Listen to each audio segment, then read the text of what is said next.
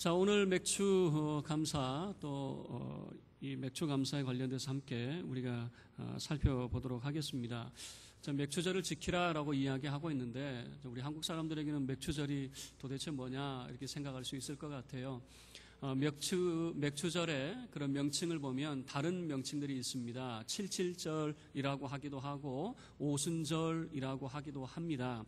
자, 이런 명칭들이 붙은 이유는 뭐냐면 이 맥주절은 초실절부터 계산을 해서 7주간이 지난다 해서 이 77절이라고 하기도 하고, 그리고 이 77절이 지난 그 다음 날이 50일째가 되는 날, 이제 이 날을 오순절, 50일째 되는 날을 오순절이라고 하기도 합니다.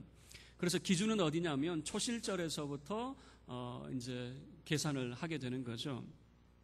그러면 이제 우리 한국 사회에서는 이 맥주절을 어떻게 지키느냐? 6월절 다음 날이 6월절 그리고 안식일 다음 날이 초실절인데, 그러면 그때로부터 50일이면 한 5월이나 6월 정도에 이제 보통 있겠죠. 근데 우리는 왜 7월에 지킵니까? 그러면 한국에서는 이제 상반기를 결산하고 하반기를 또 준비하면서 하나님의 은혜를 구하는 마음으로, 그러니까 유대인의 절기를 그대로 답습하지는 않고 이 맥주절의 의미만 가져오고, 이제 우리나라에서는 그런 의미를 가지고 있는 거죠. 그래서 상반기 동안 하나님께서 베푸신 은혜에 감사하고 하반기를 또한 하나님의 은혜를 구하는 그런 의미가 이 맥주 감사 절기 내용 속에 담겨져 있습니다.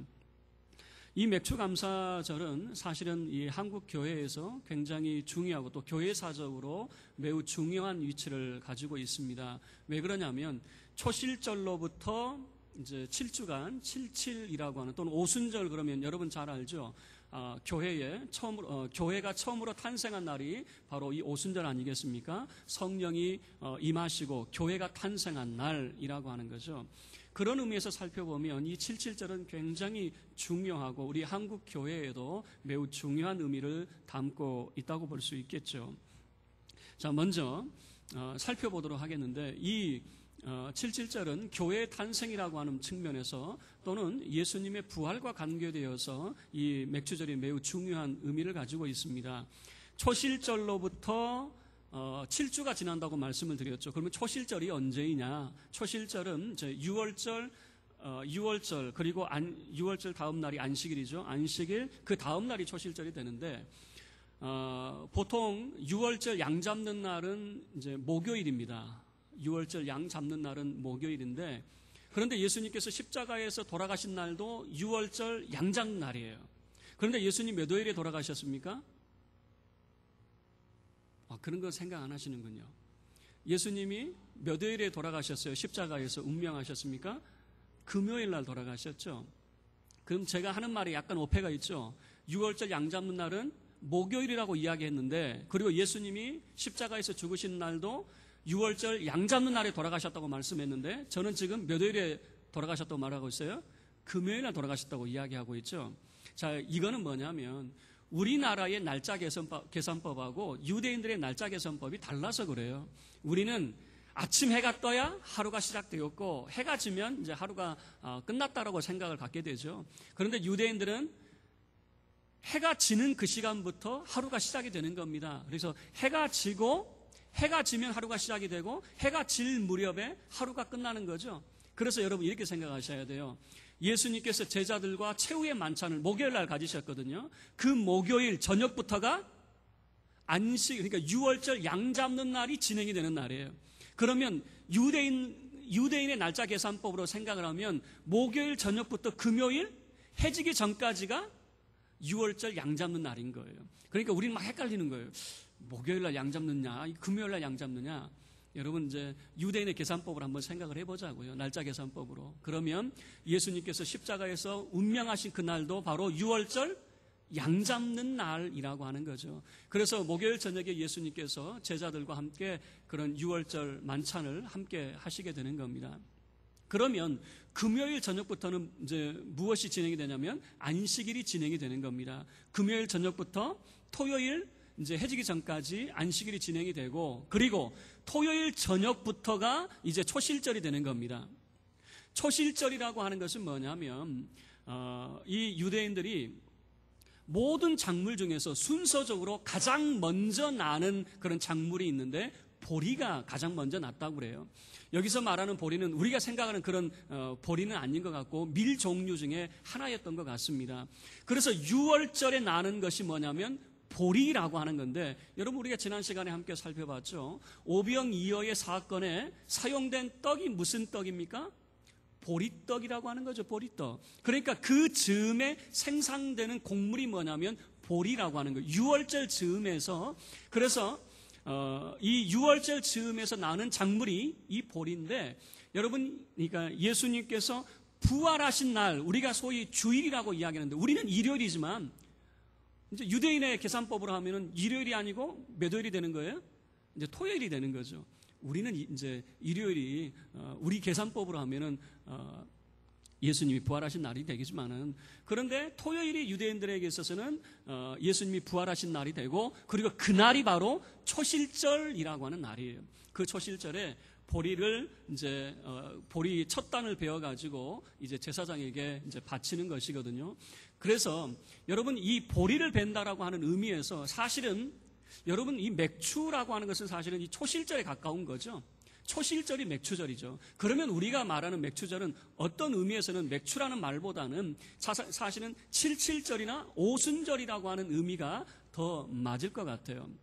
그러면 이 초실절에서부터 7주간을 세는 그 기간이 이제 77이라고 하는 개념에서 77절이라고 하는 개념을 가지고 있는데, 여러분 이 77절에도 이 곡식을 이제 베어서 하나님 앞에 드리거든요. 그러면 그 차이가 뭐냐?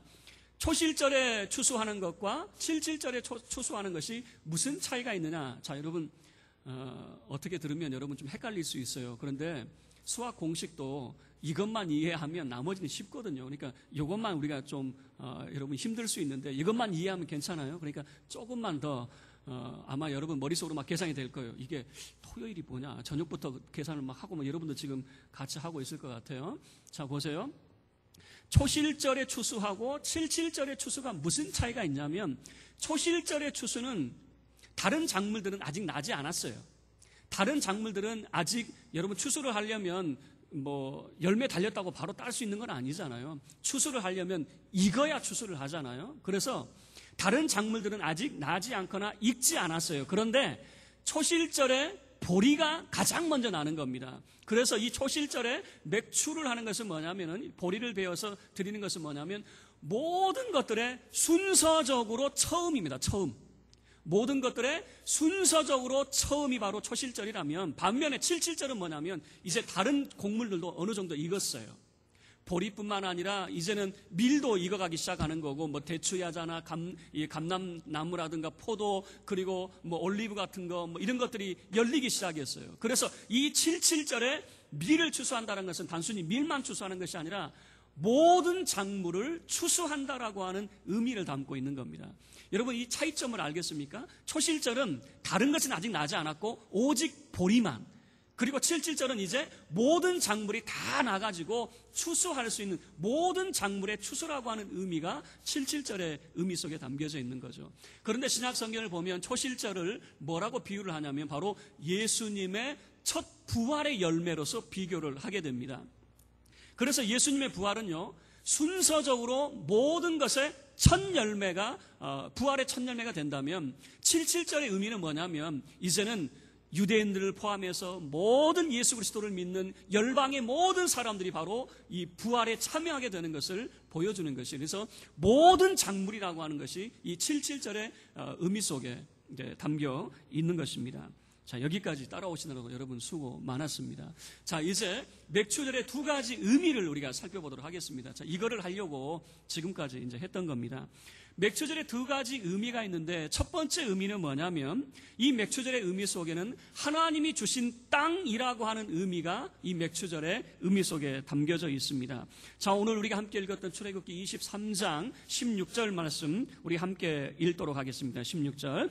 맥추절을 지키라. 이는 내가 수고하여 밭에 뿌린 것에 첫 열매를 거둠이니라. 수장절을 지키라. 이는 내가 수고하여 이룬 것을 연말에 밭에서부터 거두어 저장함이니라.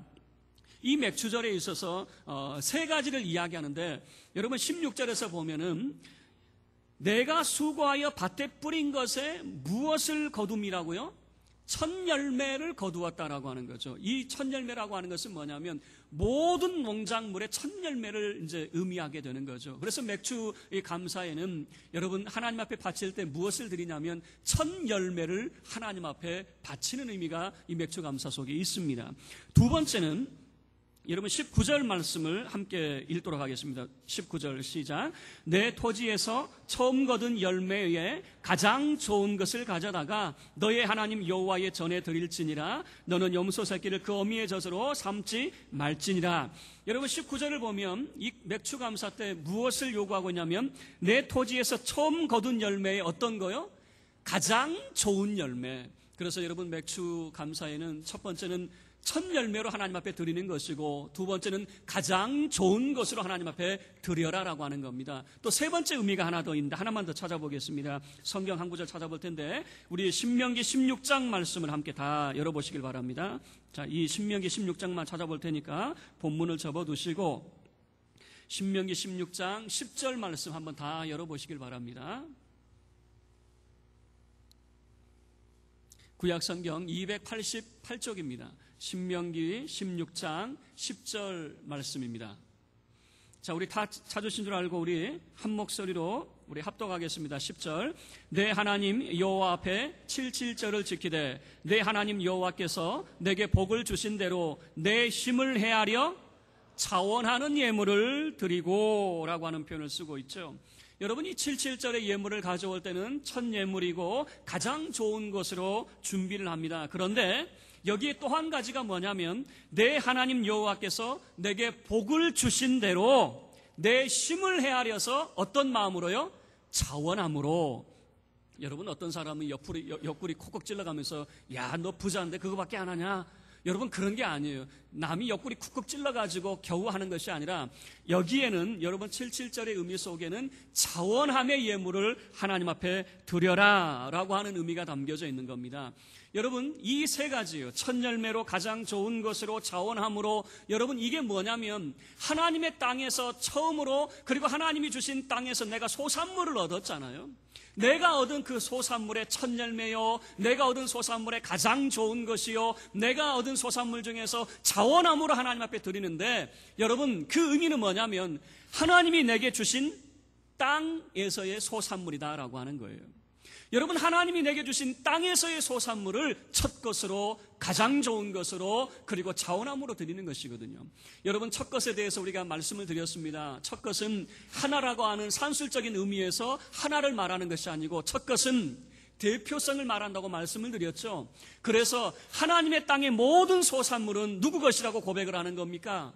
하나님 것이라고 고백을 하는 거죠. 그래서 하나님 앞에 드릴 때에는 가장 좋은 것으로, 자원하는 마음으로, 하나님께서 내게 복 주심을 따라서 하나님이 내게 어떤 은혜를 주셨는가, 하나님께서 내게 어떤 힘을 주셨는가, 그것을 헤아려서 자원하는 마음으로 하나님 앞에 힘껏 드린다라고 하는 것이 이 맥주 감사 속에 담겨져 있는 겁니다. 그러면 이 속에는 첫 번째 기억할 것은 뭐냐면 바로 하나님이 주신 땅이라고 하는 그것을 기억을 해야 된다는 것이죠. 두 번째, 이 맥주 감사의 두 번째 의미는 뭐냐면 바로 하나님의 언약 백성이라고 하는 의미가 담겨져 있습니다.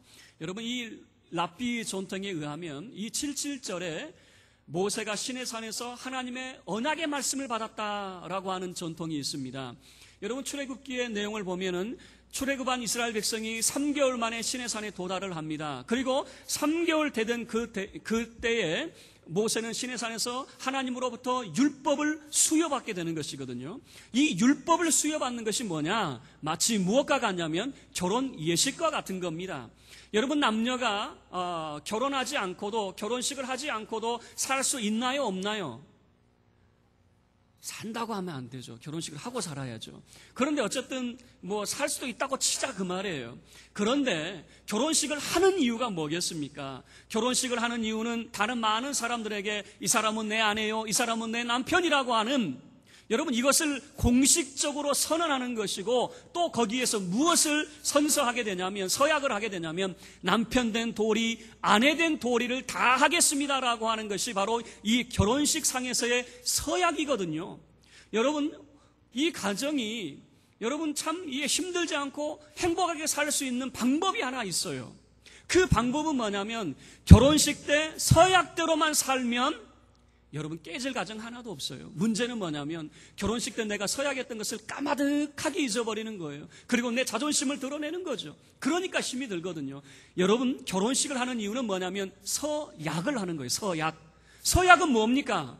남편 된 도리라고 하는 건 뭡니까? 이제는 내 마음대로 살지 말고 아내를 위해서 사는 것이죠. 아내를 기억하는 것이죠. 아내도 마찬가지예요. 내 마음대로 살려고 하면 뭐하러 결혼을 합니까? 남편을 생각하고 남편을 위한, 여러분, 이런 서약이 부부된 도리를 거기서 서약을 하게 되는 겁니다. 자, 신해산 언약이 무엇을 의미하느냐? 바로 서약과 관계된 것이거든요.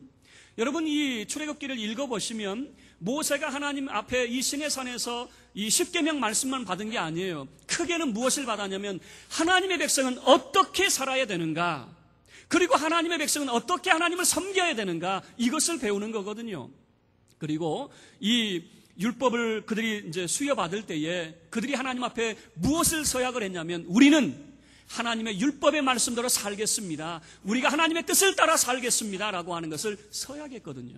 그런 의미에서 여러분, 이 율법을 수여받은, 소위 이 랍비들이 이야기하는 토라를 수여받은 이 날은 하나님과 그의 백성이 이제는 따로따로가 아니라 공식적으로 관계를 맺은 결혼식과 같은 것이 바로 시내산에서의 율법의 수여다라고 하는 겁니다. 여러분, 그런데 이스라엘 백성들이 어떻게 됐습니까? 여러분, 그 율법에 그들이 신실했을까요? 그 서약에 신실했을까요?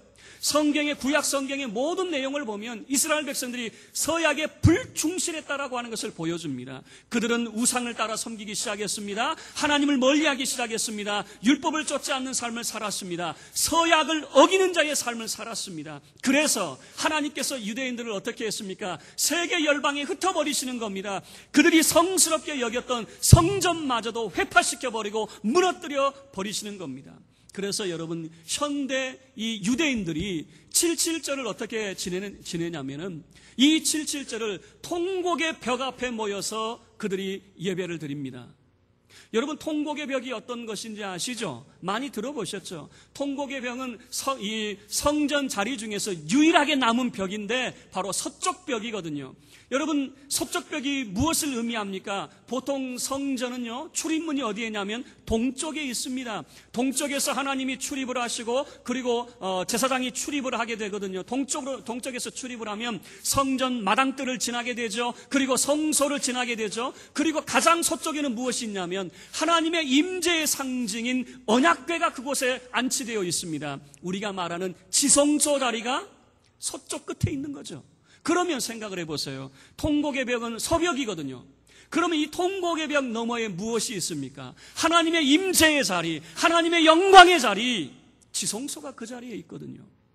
여러분, 이것이 우리에게 시사하는 바가 있어요. 하나님의 언약 백성이 하나님의 언약에 불충성했을 때에 그들은 하나님의 성전에서 하나님께서 베풀어 주신 그 은혜에 감사하는 것이 아니고 통곡의 벽에서 통곡하며 눈물 흘리더라, 그 말이에요. 여러분, 이것이 무엇을 보여주고 있는 것이겠습니까? 여러분, 오늘 현대 이스라엘 사람들은 지금도 그렇습니다. 7.7절을 통곡의 벽에 모여서 그들은 7.7절을 지금도 지내고 있는 겁니다.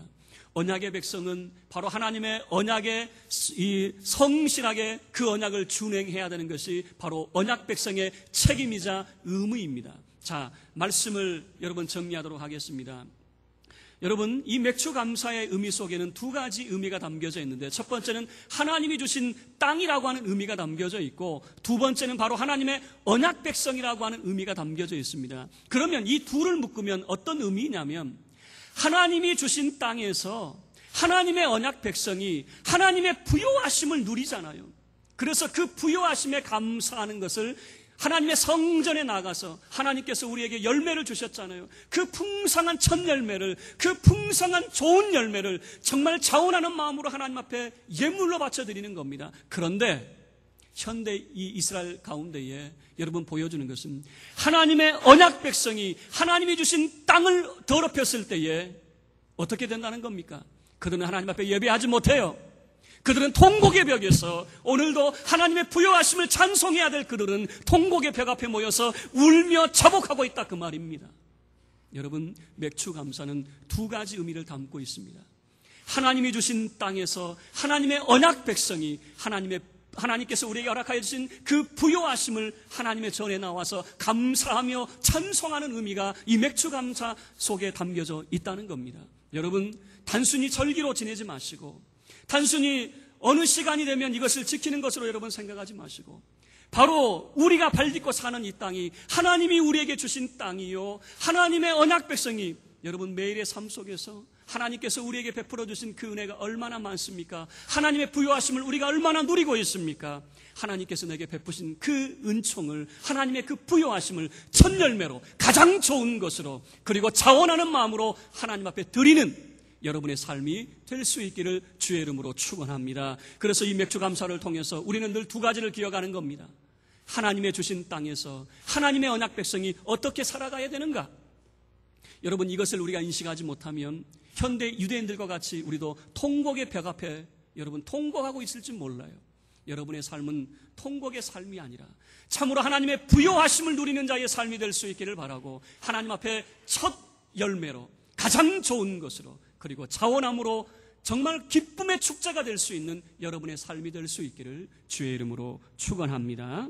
자, 이 시간 우리